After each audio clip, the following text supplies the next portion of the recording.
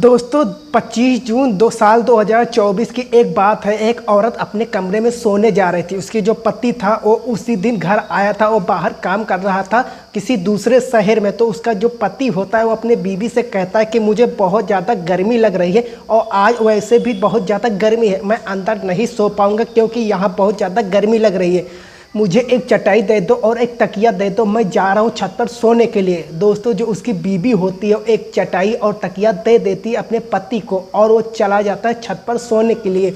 दोस्तों जो सुबह होती है और उसकी बीवी जाती अपने पति को उठाने के लिए, तो वो छत पर देखती है कि चारों तरफ खून के छींटे पड़े हुए हैं। उसका पति ज़मीन पर पड़ा हुआ है, उनके गले में वार हुआ है किसी भारी चीज़ से और वो मरा हुआ है।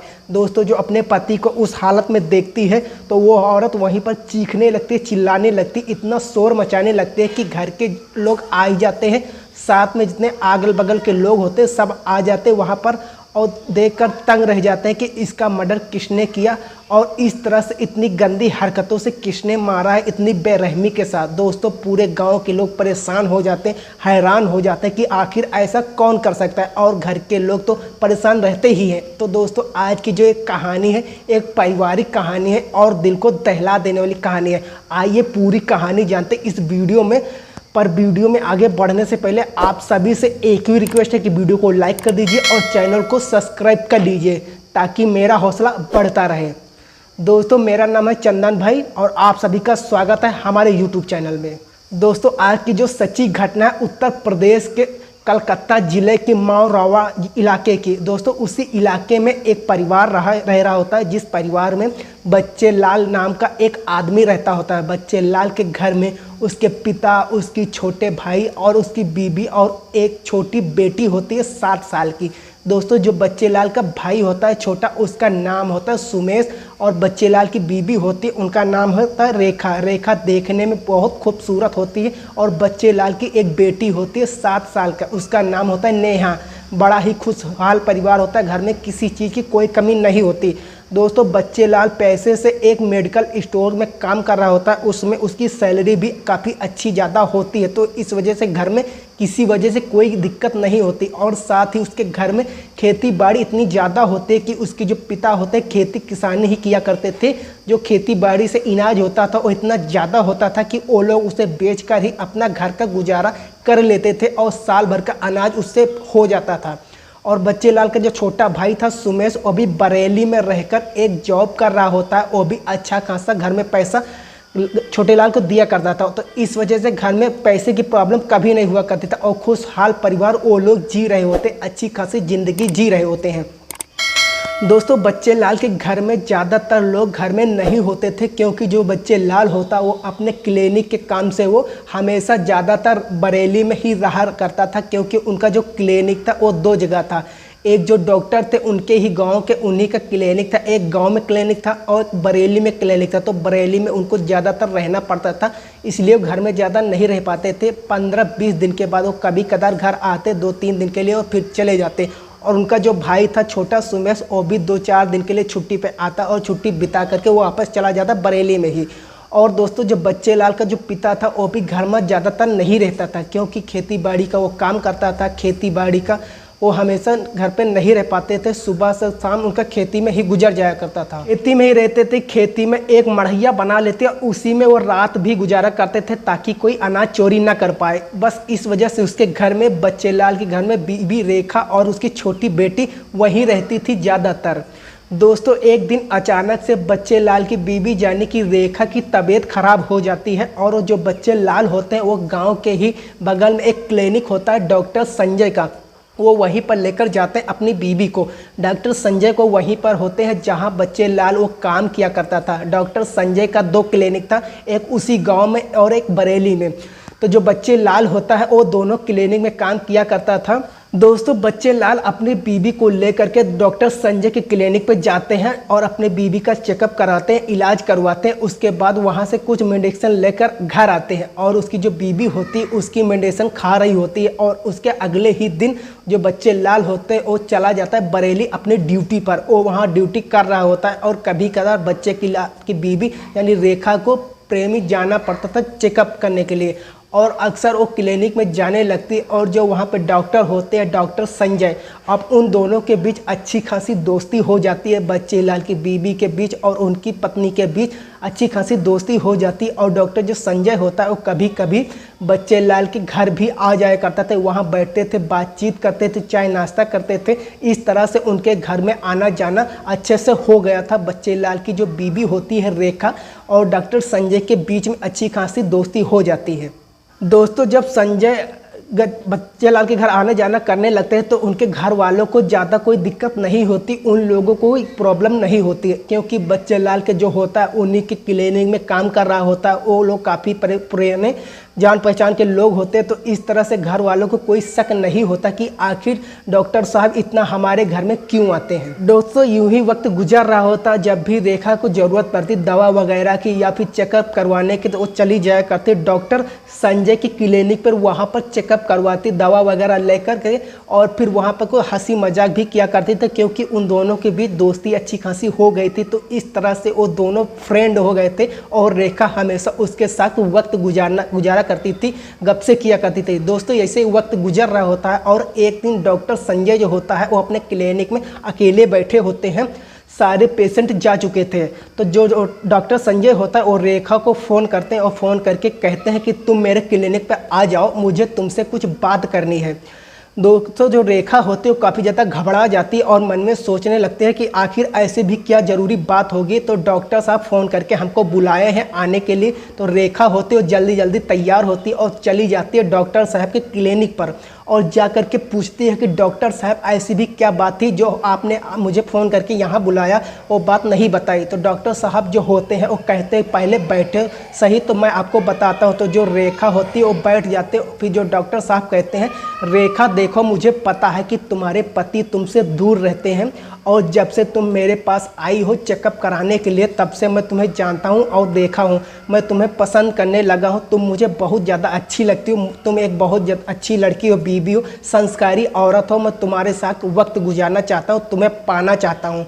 दोस्तों, जो रेखा होती पहले तो मना करती है और कहती है कि डॉक्टर साहब आप ये कैसी बातें कर रहे हैं, आपको पता है मेरी शादी हो चुकी है, मेरा एक 7 साल की बेटी भी है, फिर भी आप ऐसी बातें कर रहे हैं। दोस्तों, जो डॉक्टर साहब होते हैं वो इस तरह से रेखा को अपनी तरफ आकर्षित करते हैं, इस तरह से समझाते हैं कि जो रेखा होती है डॉक्टर साहब की बातों में आ जाती है, फिसल जाती है। उसके बाद जो डॉक्टर साहब होते हैं रेखा को अंदर वाले कमरे में लेके जाते हैं जहां पर वो पेशेंट की चेकअप किया करते थे। वहां पर जाने के बाद रेखा को लेटा देते हैं बिस्तर पर और उसके बाद प्राइवेट पार्ट में इधर उधर उसको अंग को छूने लगते। इस तरह से जो रेखा होती फिसल जाती, पूरी तरह डॉक्टर की तरह मोहित हो जाती है। दोस्तों, तभी उन दोनों के बीच फिजिकल रिलेशन बन जाता है, दोनों एक दूसरे के साथ संबंध बना लेते हैं। दोस्तों, जो उन दोनों के बीच एक बार संबंध बन जाता है फिर ये संबंध रुकने का नाम ही नहीं लेता है। दोस्तों, जो डॉक्टर साहब थे, डॉक्टर साहब के जाल में रेखा इस तरह से फंस चुकी थी कि उससे बाहर निकालना रेखा के लिए नामुमकिन हो गया था। दोस्तों, ऐसे एक दिन बच्चे लाल की बीबी यानी कि रेखा का जन्मदिन आता है और वो लोग ज़्यादा कुछ नहीं सोचते, बस छोटा मोटा पार्टी रखते हैं घर में और उस पार्टी में जो एकलौते मेहमान को बुलाया जाता है और डॉक्टर साहब ही होते हैं। और लोग डॉक्टर साहब को दावत देते हैं। डॉक्टर साहब जो होते हैं वो शाम के वक्त आते हैं रेखा के घर। रेखा के घर आने के बाद जो बच्चे लाल होते हैं उससे पूछते हैं कि डॉक्टर साहब, बच्चे लाल, मुझे कुछ समझ में नहीं आ रहा है कि मैं तुम्हारी बीबी रेखा को क्या गिफ्ट दूं। दोस्तों, जो बच्चे लाल होता है वो कहता है कि अरे साहब, आप ऐसा क्यों कह रहे हो, आपके बाद देने के लिए क्या कमी है, कुछ भी दे दीजिए। अगर आप नहीं भी दोगे तो बस अपना आशीर्वाद ही दे दीजिए, हमारे लिए काफ़ी होगा। आप हमारे घर आए हैं मेहमान बनके, आप हमारा जो दावत है वो कबूल किया, यही बहुत बड़ी बात है हमारे लिए। दोस्तों, जो डॉक्टर साहब होते हैं बच्चे लाल को अपनी गाड़ी में बैठाते हैं और उसी वक्त दोनों मार्केट जाते हैं। मार्केट जाने के बाद दोनों एक मोबाइल के स्टोर में जाते हैं, वहाँ जा कर के एक अच्छा सा मोबाइल खरीदते हैं, उसको पैक कराते हैं। उसके बाद ला करके बच्चे लाल की बीबी यानी कि रेखा को गिफ्ट करते हैं डॉक्टर साहब। दोस्तों, उसके बाद छोटा मोटा केक काटते हैं। केक काटने के बाद सब डिनर करते हैं। डिनर वगैरह जब हो जाता है तो डॉक्टर साहब अपने घर चले जाते हैं और उसके घर के सभी लोग खाना वगैरह खाकर सो जाते हैं। दोस्तों, फिर उसके अगले ही दिन जो रेखा होती अपना पुराना फ़ोन का सिम निकाल देती है और अपने नए वाले फ़ोन में फ़ोन सिम डाल देती, जो मोबाइल उसे डॉक्टर साहब गिफ्ट में दिए होते हैं। तो दोस्तों इस तरह से जो रेखा होती अब नए फ़ोन से डॉक्टर साहब से बातें करने लगती है, फ़ोन पर चैटिंग करने लगती है। दोस्तों जो रेखा का पुराना फ़ोन होता है वो फ़ोन उसकी बेटी यूज करने लगती है और उस फ़ोन में उसकी बेटी गेम खेलने लगती है। हर वक्त जो रेखा होती है डॉक्टर साहब से फ़ोन पे बातें करती, मैसेज करती, इस तरह से उन लोगों को वक्त गुजर रहा होता। लेकिन घर में किसी को कानो कान किसी खबर नहीं होती कि डॉक्टर साहब से और रेखा के बीच नाजायज़ संबंध हैं। दोस्तों जो डॉक्टर साहब होते हैं, डॉक्टर साहब के मन में एक ख्याल आता है और वो ये सोचने लगते हैं कि जो बच्चे लाल होता है वो उनके दोनों क्लिनिक में काम कर रहा होता है, तभी बरेली में तो कभी उन्हीं के गांव वाले क्लिनिक में। दोस्तों अब जो डॉक्टर साहब होते हैं वो बच्चे लाल को हमेशा के लिए बरेली के ही क्लिनिक में शिफ्ट कर देते हैं, क्योंकि उनको डर रहता है कि जब भी बच्चे लाल यहाँ पर आता है गांव वाले क्लिनिक में तो अपने घर जाता ही है। अगर वो अपने घर जाएगा और हम दोनों को कभी पकड़ लेगा या फिर देख लेगा तो हमारे लिए मुश्किल हो जाएगा। इसलिए वो बच्चे लाल को जब बरेली में क्लिनिक होता उनको वहीं उसको हवाले कर देते, कहते हैं कि अब इसी क्लिनिक में तुमको रहना है और यहाँ का सारी जिम्मेदारी तुम्हारे ही ऊपर है। दोस्तों जब इस तरह से बच्चे लाल को उस क्लिनिक को सौंप दिया जाता है बरेली वाला, तो वो अपने घर बहुत कम आना जाना करने लगता है। महीना 2 महीना 4 महीने वो 1-2 दिन के लिए अपने घर आता था और फिर चला जाता था। और दोस्तों जो बच्चे लाल का भाई था सुमेश, वो भी बरेली में ही किसी कंपनी में काम किया करता था। वो भी ज़्यादा दिन के लिए घर नहीं आता था, बस 2 से 3 दिन के लिए घर आया था महीने 6 महीने में, उसके बाद वो भी चला जाता था। घर के लोग इतने अच्छे थे, सब अपने अपने काम में व्यस्त रहते थे कि किसी को फालतू काम से कोई मतलब ही नहीं था और उन लोगों को इस बात की कोई खबर नहीं थी कि उनके घर में जो औरत है उसका किसी के साथ नाजायज़ संबंध है। लेकिन दोस्तों इस बात की खबर पूरे गांव में धीरे धीरे फैल जाती है कि जो रेखा है बच्चे लाल की बीवी, उसका डॉक्टर के साथ नाजायज़ संबंध है।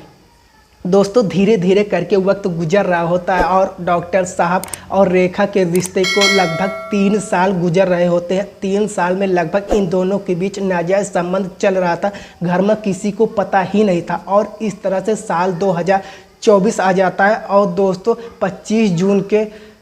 2024 के 25 जून रात के जो बच्चे लाल अपने घर आता है बरेली से। जब वो शाम के वक्त घर आता है, उसकी जो बीवी होती है अपने पति को देखकर थोड़ी खुश होती है। उसके बाद उन्हीं के मनपसंद के घर में खाना बनता है, सभी लोग मिलकर खाना खाते हैं। लेकिन दोस्तों खेत में कुछ अनाज लगा हुआ होता है, तो जो उसके ससुर होते हैं खाना खाकर वो चले जाते हैं खेत में ही जो मढ़ैया होता है उन्हीं में सोने के लिए। दोस्तों उसके बाद घर में बचते हैं बच्चे लाल, उनकी बीवी और उनका एक छोटी बेटी नेहा। दोस्तों जो बच्चे लाल होते हो तो खाना खा लेते हैं, उसके बाद अपनी बीवी से कहते हैं कि यार मैं यहाँ नहीं सोऊंगा, मुझे यहाँ बहुत ज़्यादा गर्मी लग रही, तो मुझे एक चटाई और तकिया दे दो, मैं जा रहा हूँ छत पर सोने के लिए। दोस्तों पहले तो उसकी बीवी कहती कि क्या बात कर रहे हो, आप तो पहले 1 महीने के लिए घर आए हो, मैं आपके साथ सोना चाहती हूँ, मैं आपके साथ कुछ वक्त गुजारना चाहती हूँ क्योंकि मुझे मौका ही नहीं मिलता है। लेकिन दोस्तों जो बच्चे लाल होते हैं वो नहीं मानते हैं अपनी बीवी की और कहते हैं कि मैं यहाँ नहीं सो सकता, बहुत ज़्यादा गर्मी लग रही है। दोस्तों उसके बाद रेखा जो होती है एक चटाई और तकिया दे देती है, बच्चे लाल चला जाता है छत पर सोने के लिए। जब छत पर चला जाता है सोने के लिए, बिस्तर लगा करके वो सो रहा होता है। दोस्तों उसके 1 घंटे के बाद ही जो उसकी बीवी होती है रेखा, वो भी छत पर चली जाती है अपने पति के पास। दोस्तों जो छत पर रेखा जाती है अपने पति के पास, तो अपने पति के बगल में सो जाती है, फिर अपने पति को इधर उधर टच करने लगती है, उनको अपनी तरफ आकर्षित करने लगती है। दोस्तों उसके बाद उन दोनों के बीच संबंध बनने लगता है। रेखा जो होती है अपने पति के साथ संबंध बनाती है, उसको अपने पति से वो बिछड़ जाती है और उसका जो साड़ी का पल्लू होता है वो अपने पति के मुंह में ठूस देती है। लेकिन बच्चे लाल का इसका थोड़ा भी अंदाज़ा नहीं होता कि उसकी बीवी ऐसा क्यों कर रही है। दोस्तों जब उसकी बीवी रेखा जो साड़ी का पल्लू होता है उसके मुंह में ठूसती है और उसके सीने पर बैठ जाती है, तभी जो डॉक्टर साहब होता है वो भी छत पर छुपे हुए होते हैं। वो आते हैं और उसके बच्चे लाल के सीने में वार कर देते हैं, उनके गले में वो कुल्हाड़ी से वार कर देते हैं और उनको चिल्लाने का भी मौका नहीं दिया जाता है। और उनकी जो बीवी होती है यही तो उसके मुंह में कपड़े ठूस देती है और उसके एक सीने में बैठी हुई होती है। जब तक उनका दम नहीं निकल जाता है, उसकी बीवी सीने पर से नहीं उतरती है और कप्तान भी उनके मुंह से नहीं निकलती है। दोस्तों 10 मिनट के बाद ही उनका जो पति होता है रेखा का बच्चे लाल, उनकी मौत हो जाती है, वहीं पर वो दम तोड़ देते हैं। दोस्तों उसके बाद रेखा जो होती है अपने पति को उसी हालत में छत पर छोड़ देती है और जो डॉक्टर साहब होते हैं वहाँ से 9-2-11 हो जाते हैं, वो भी अपने घर चले जाते हैं और रेखा छत से नीचे उतरती अपने कमरे में जाकर सो जाती है।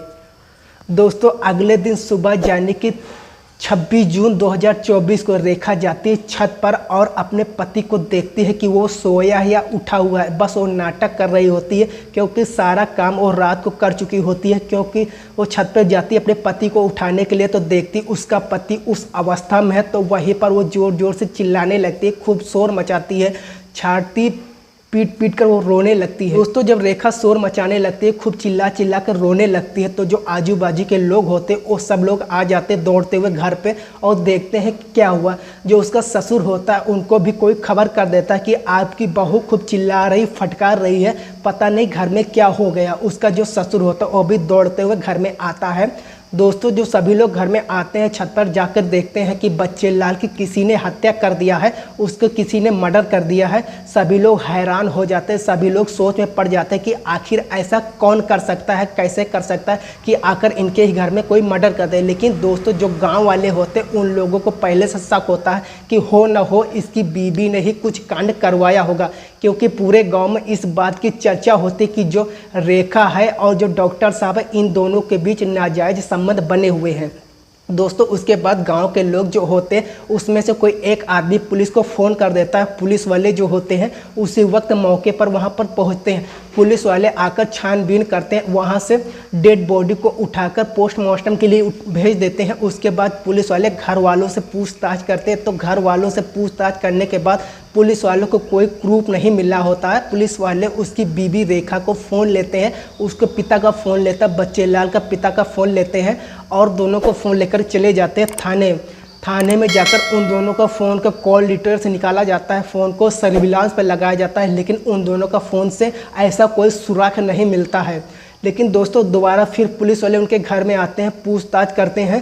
पूछताछ करने के दौरान पुलिस वाले देखते हैं कि जो रेखा है उनकी बेटी के हाथ में एक मोबाइल फ़ोन है जो चला रही है। पुलिस वाले उस मोबाइल को लेते हैं और ले जाते हैं थाने ले जाने के बाद उस मोबाइल का कॉल डिटेल्स निकालते हैं, फ़ोन को सर्विलांस पर लगाते हैं। तो दोस्तों उसमें एक नंबर ऐसा निकल करके आता है जिस नंबर से रेखा बहुत ज़्यादा बात किया करती थी। 25 जून की रात को रेखा उस नंबर से बात किया हुआ था खूब ज़्यादा। दोस्तों उस नंबर से फिर पुलिस वाले एड्रेस निकालते हैं कि इस नंबर किसका है, तो दोस्तों नंबर निकल कर आता है डॉक्टर संजय। दोस्तों उसके बाद पुलिस वालों को पूरा शक चला जाता है बच्चे लाल की बीवी रेखा के ऊपर। पुलिस वाले रेखा को उसी वक्त गिरफ्तार करते हैं और थाने लेकर जाते हैं। उसके बाद पुलिस वाले रेखा से पूछताछ करते हैं, लेकिन रेखा जो होती है सच बताने के लिए तैयार ही नहीं होती है। उसके बाद जो पुलिस वाले अपना तरीका अपनाते हैं, जब अपने तरीके से पूछताछ करते हैं तो रेखा जो होती है वो सारा सच उगल देती और पूरी कहानी वो बता देती है कि क्या क्या हुआ था और किस तरह से रेखा अपने ही पति को अपने प्रेमी के साथ मिलकर मार दिया था। दोस्तों ये सब कहानी सुनने के बाद पुलिस वाले रेखा को तो सलाखों के पीछे भेजते हैं, साथ ही में जो डॉक्टर संजय होते हैं डॉक्टर संजय को ही जेल भेज देते हैं। दोस्तों फिलहाल ये दोनों जेल में हैं और ये दोनों के ऊपर मुकदमा चल रहा है। आगे कोर्ट फैसला करेगी कि इन दोनों के ऊपर क्या सज़ा मिलेगी। दोस्तों ये रही आज की पूरी कहानी आप लोगों के सामने। आप लोगों की कहानी के ऊपर इस क्या राय, अपनी राय कमेंट में ज़रूर बताएं। तो दोस्तों इस घटनाक्रम को सुनाने का उद्देश्य किसी की भी भावनाओं को ठेस पहुंचाना नहीं है, बल्कि समाज को सतर्क करना, जागरूक करना है, ताकि आप अपना और अपना फैमिली का ख्याल रख सकें। दोस्तों मिलेंगे दूसरे एक सच्ची कहानी के साथ, सच्ची स्टोरी के साथ। अगर ज़रा सा भी स्टोरी पसंद आई हो तो वीडियो को लाइक करिएगा, चैनल को सब्सक्राइब करिएगा। मिलते हैं दूसरी स्टोरी में। जय हिंद, जय भारत।